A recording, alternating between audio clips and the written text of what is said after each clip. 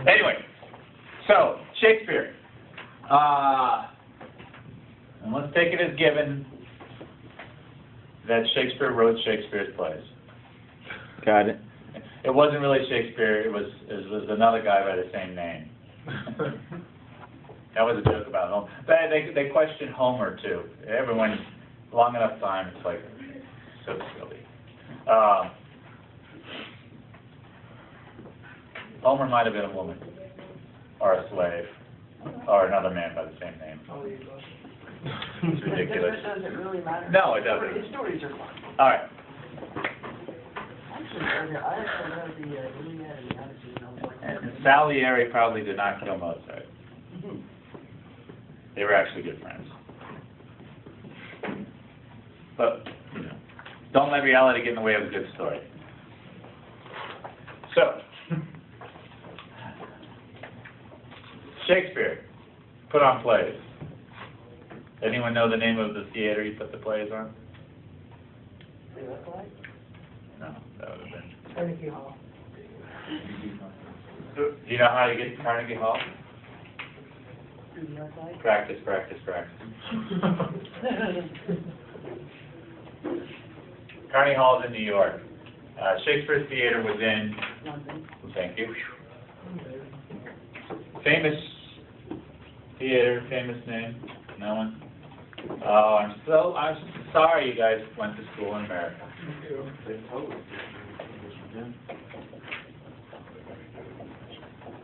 The Globe. Although that wasn't the first theater he was in, but eventually the Globe. That's the famous one. It had no roof. Why? Yeah, the plays were performed during the day. Light. Eventually some guy, they started coming up with putting foot lamps on. They started using a type of light that used lime in it. That was nice, kind of dangerous. Started using gas lime combination. Anyone ever hear the phrase, step into the limelight? That's what they're talking about. It was the first use of lights for theatrical purposes. And it began to be used for things other than just being able to see things. They started using it for dramatic purposes. So if you were to read the first lousy 10 pages of your text, The History of Lighting, you would know all of this. The first lighting for storytelling was fire. Fire. Good. Controllable light. It's all about control. What's wrong with the sun? You can't lasso it and say, okay, stay there for an hour. Yeah, it moves. So Edison did what to control it? He harnessed lightning. Well, he did that too. But what we were talking about the Black Maria? What did it do? He made the Black Maria so it could. Yeah, the whole damn building spun, so he could sort of control the light, except for, you know, every 12 hours. Damn thing goes away. Yeah. So it's all about being able to control technology. As it gets introduced, we're able to control more and more of what we're able to put up on the screen. In the end, it's about control. So daylight's great. It's free. There's a lot. It's intense. You can manipulate it a lot if you have the right tools and you know what you're doing. But the damn thing moves all the time. So it's a real problem when you're trying to match things and you're inside. Even if you're inside, or maybe even especially if you're inside, you're shooting, you see a window, there's light on it, the sun goes down behind a tree, the light all of a sudden changes dramatically, you're going to cut back and forth, it's going to look completely, like you're in a completely different place. What happened? Your damn sun moved. Yeah, the continuity is all out of place. Yeah, so it's something you struggle with a lot. So you know, the light units we have invented have largely come to substitute for the sun because we can control them. And any director or DP would much rather have a light that's going to stay put and be exactly the same for as long as they want than have to deal with any kind of change. It's hard. Who has seen Desperate Housewives? I try very hard to avoid it. I've never seen it. But I've read about the lighting. So we know the sun's really intense. We know the sun is what color? Yellow. It's a lighting class. You guys should give me the color temperature Oh. on average, 5,600 on average.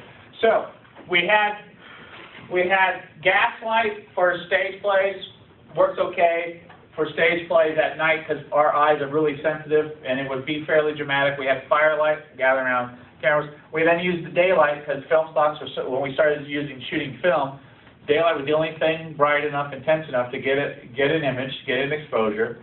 They got film stocks to be a little faster, but it was still orthochromatic until 1927, when panchromatic film stock. We're still talking about black and white, even though we're talking about color.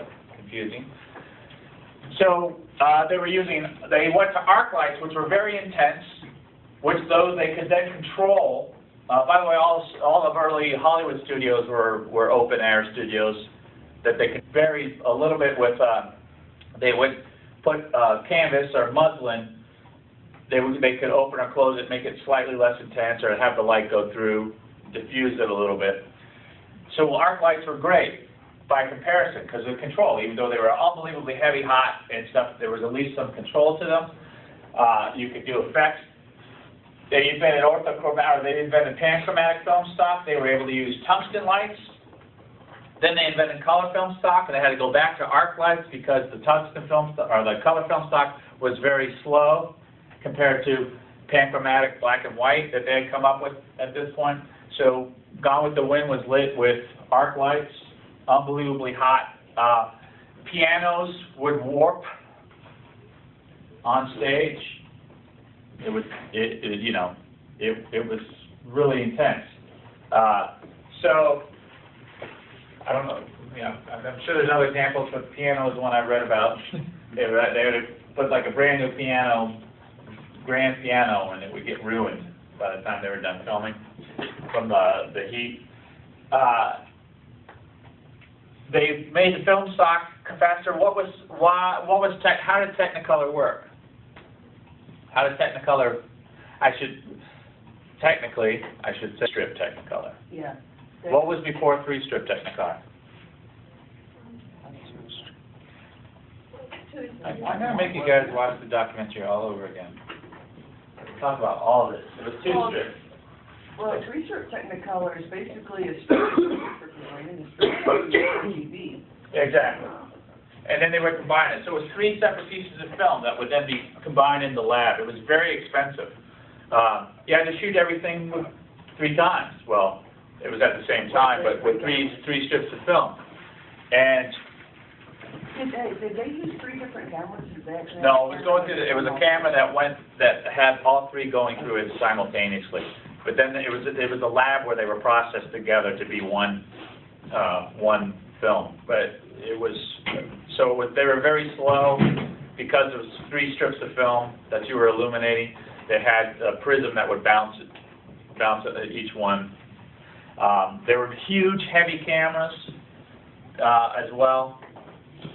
So they then improved. They made a single strip color film stock by the 50s and 60s. So and it got faster. So they went back to tungsten, and it was much easier to go out and film if you got tungsten balanced light.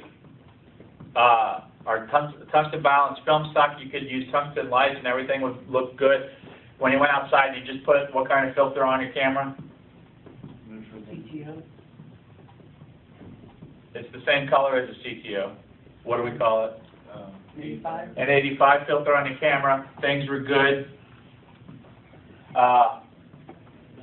But when you were using mixed lighting, it was a pain in the ass. You've got daylight coming in, which is what color temperature? And you have tungsten lights, which is what color temperature?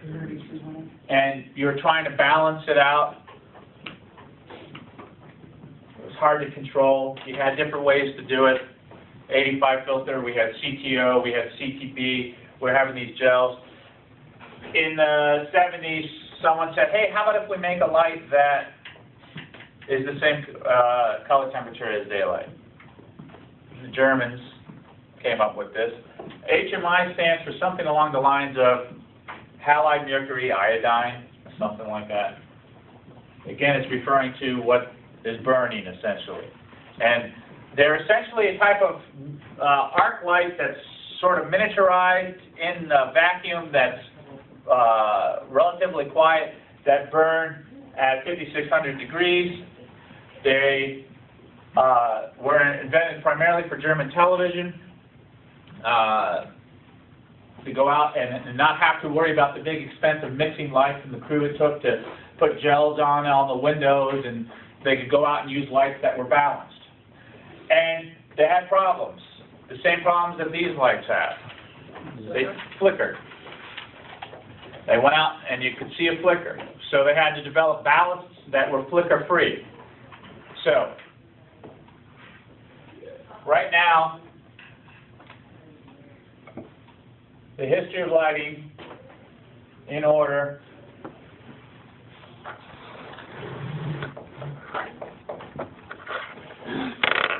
This is a log on fire.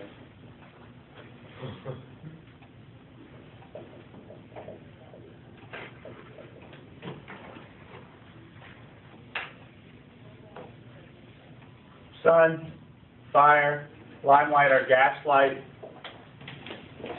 Skipping over some stuff. Arc lights, tungstens, HMIs, xenons, which are a type of arc. In the arc, they had yellow. They developed different color temperatures by changing the metal in them, yellow, carbon. I want to say white carbon. I think that's correct. Again, to adjust to the different film stocks that were being invented. Sorry, whoever's side. It's not important to you. Get out. Sunlight, flames, limelight or gaslight, arc lights. These were not good enough for kerosene lamps. Weren't able to be seen on film until when? Until the 70s. Yeah, basically when the film class got fast enough. Xenons are a very specific kind of very bright, intense beam light. Those were used a lot in Blade Runner for the effect that they got. Now I want to go home and watch Blade Runner. And the latest, everyone's excited about LEDs. What are LEDs? Light emitting diodes. What's the advantage of LEDs? They don't burn out much. They don't burn out. They're steady. Steady. They're very small. They use very low power. Low power by comparison. And guess what you can do with them? Put them damn near anywhere. Yeah. Make them any color you want them to be. You can make them any color you want to be. So the latest, greatest everyone's talking about is LED lights that you can switch from. You can put it, it can go the whole scale. You can make them very warm or very blue, and you can adjust them the way you want. And they have settings on it. Guess what settings? Daylight and tungsten. Daylight and tungsten. But you can go anywhere in between with them. So people are deciding right now they're really expensive because they're new and they're working on for film. They're not as big and intense as, let's say, like our lights, but I'm sure they're going to be working on it pretty quick. And low batteries to draw, so you can go out in the field with these things. A lot of them now that basically being used for the kind of light that just sits on your camera for like E&G, electronic news gathering type of work. Yeah. Mine's an LED. So. We'll see how. Right now, it's not industry standard. Now, there's a whole other range of things that we're going to be talking about, especially by next week after you read Chapter 2. And you're going to want to read Chapter 2 at least twice by next week. What if you look at miscellaneous on Amazon? When you get it, you're going to have to read it fast twice. Who's read Chapter 2? First page. Yeah. Chapter 2 is light sources. lighting sources is Yeah, I'm not telling. a lot of information, but I it's didn't understand that. critical for you guys to know this. We'll be going through these. This is a drawing of a baby. No. Baby? All right, that's the Mole Richardson baby.